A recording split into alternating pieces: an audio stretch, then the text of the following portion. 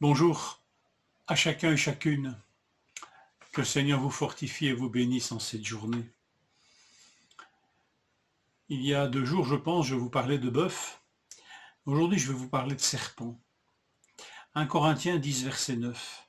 Ne provoquons pas Christ, comme certains d'entre eux l'ont fait, si bien qu'ils sont morts, victimes des serpents. Paul est en train ici d'exhorter vigoureusement les Corinthiens et leur demande de se laisser instruire par ce qui est arrivé au peuple de Dieu dans l'ancienne alliance. Qu'ils ne se croient pas tellement supérieurs au peuple de l'ancienne alliance qu'ils en deviennent orgueilleux et pire encore, non-veillants, s'illusionnant sur eux-mêmes. Paul, d'une manière assez audacieuse, va rappeler que le peuple juif a finalement goûté au même privilège que les Corinthiens, peuple de la Nouvelle Alliance. Le peuple de Dieu dans l'Ancien Testament, en sortant d'Égypte, ils sont passés de l'esclavage à la liberté. Ils furent baptisés dans la nuée et dans la mer Rouge, en communion avec leur Sauveur, Moïse. Ils ont goûté à une nourriture et à un breuvage spirituel qui leur rappelait leur rocher. Et Paul pousse l'audace jusqu'à dire ce rocher, c'était Christ. Pourtant, malgré tous ces bienfaits, le peuple de l'ancienne alliance, les Israélites, se sont pourtant livrés à l'idolâtrie, à l'immoralité sexuelle, à la provocation envers Christ et au murmure envers les responsables, comme Moïse, Aaron, et finalement contre Dieu. Je pense que les Corinthiens ont sans doute là matière à réflexion sur leur propre attitude, tellement proche de celle du peuple de Dieu, ici, tel que ces événements nous le décrivent. Alors s'ils furent capables de ces égarements, malgré ces bienfaits, nous le sommes nous aussi.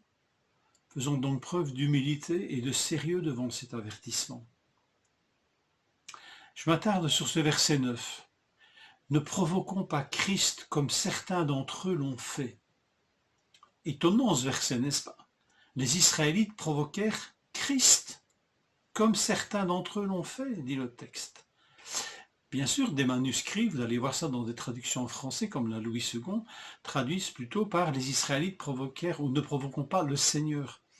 Mais pourtant, le texte grec majoritaire porte bien Christ. Et pas mal de traductions, dont la traduction d'Arbitre et littérale, rendent cela ne provoquons pas Christ. Fameuse interpellation, au moins double interpellation. La préexistence de Christ, celui dont les jours remontent à l'éternité. C'est déjà à lui qu'avaient affaire les Juifs dans l'Ancien Testament. Celui dont les jours remontent au jour de l'éternité, le Fils préexistant. Mais c'est une autre aussi interpellation pour nous les chrétiens. Serait donc-il possible que nous provoquions celui qui est mort pour nos péchés, Christ?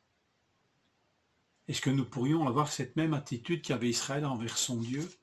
Dès que les choses tournent mal, on commence à murmurer, à se révolter et à faire de Christ notre obligé. Si tu ne fais pas ça, je m'en vais, je m'en retourne, jusqu'à même mépriser les bienfaits qu'il nous a accordés. Apparemment, nous en sommes capables. Alors, cet événement qui est rappelé par l'apôtre ici, ces murmures contre Christ, est en fait un rappel des événements qui se sont passés qui sont rapportés par le livre des Nombres, chapitre 21, versets 4 à 9, le fameux incident ou le fameux épisode des serpents brûlants. Suite aux provocations et à l'incrédulité du peuple de Dieu, Dieu a envoyé contre lui un jugement sous forme de serpents particulièrement venimeux qui frappaient le peuple et qui créait une grande mortalité, si je puis dire. Et pourtant, Dieu transforma ce jugement en grâce et en acte de foi. Un serpent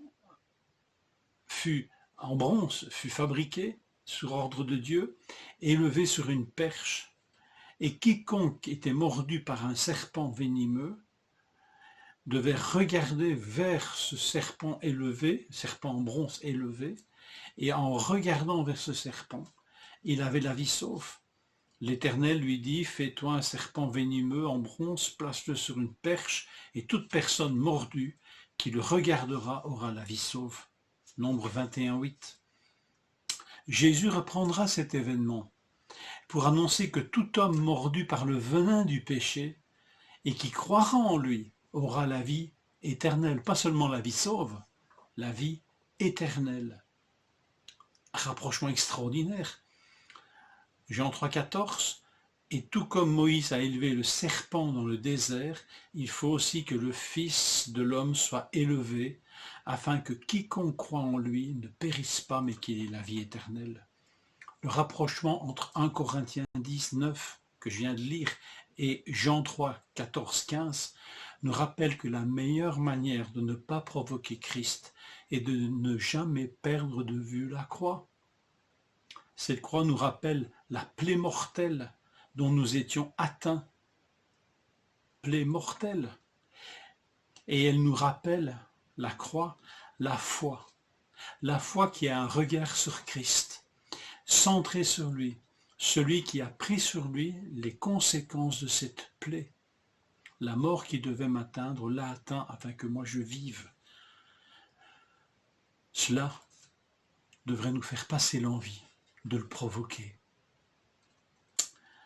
Car Dieu a tant aimé le monde qu'il a donné son Fils unique afin que quiconque croit en lui ne périsse pas, mais qu'il ait la vie éternelle. Rappelons-nous que ce merveilleux verset condensé de l'Évangile est précédé des versets 14 et 15 qui nous rappellent l'épisode des serpents brûlants. Méditons sur cela. Bonne journée, que le Seigneur vous accompagne dans cette journée.